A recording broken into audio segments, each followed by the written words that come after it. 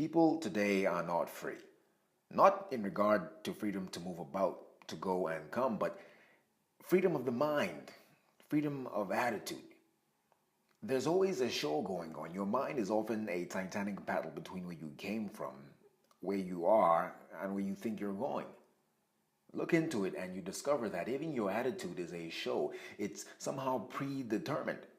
Something happens over there, so you ought to do this over here. The relationship fell apart, so be miserable. You lost the job, so panic.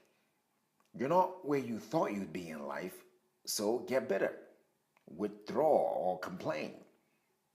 And I believe that all this has something to do with the ideas and definitions, the conversations we inherit socially, right? Social inheritance.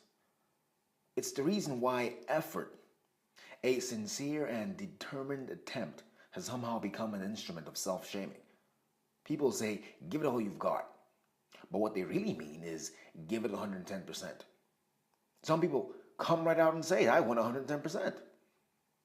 Effort has become a thing bigger than itself. How can I give you 110% of anything? Even if I could offer you 100% of me, you'd have to be a real sorcerer to conjure up that extra 10%. But it's just a saying, really. In theory, maybe, but in practice, the expectation is real, 110%. The reality is that all you can do is all you can do. All you can do is what's possible, and all you can do is enough. You simply have to make sure you're doing all that you can do. You've given them all the love that you have in you. You've spent all the energy chasing that dream. You've begged and cried all the tears you have, and they walked away anyway. The dream didn't happen. They took the house, they took the car, all on the same day. If you've done all you can do, then you've done enough. You've done enough. You may need to start over, but you've done enough. Now here's where we get in trouble.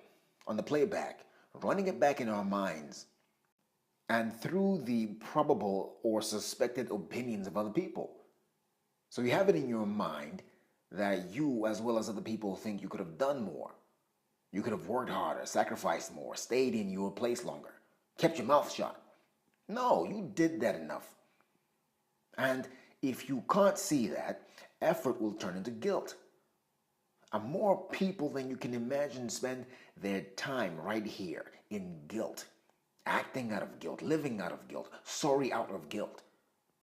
Give yourself a break, because if you've done all that you could have done, and the thing broke anyway, then I say get up, wash your hands, wipe your face, and get going. Don't let guilt make you late for your next appointment. It's the biggest misunderstanding about effort, that there's always more to do. No, when it's done, it's done. When it's over, it's over. Effort is personal.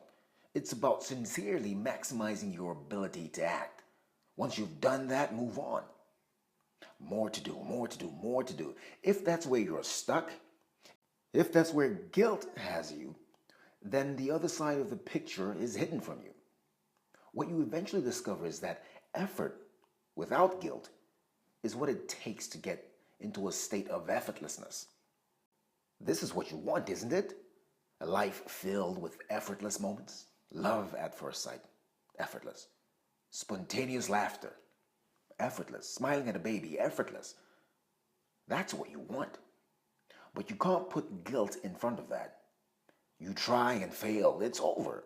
You can always come back and look at the thing again with new effort. And if that doesn't happen the second time or third time, it's over again and again. But you can always come back the fourth time with new effort, and that may get it. And once you have it, it's like riding a bike. You just hop on and go. No thinking, just act. And you know what? That's what enlightenment is all about. To put in the effort, all you've got, and then to finally get there and say, wow, it's whatever. It's whatever. It's no effort at all. It's like riding a bike. It's like laughing, like breathing, like my heart beating. Effortless. Guilt won't get you that. My name is Angelo, and I'm the Motivator.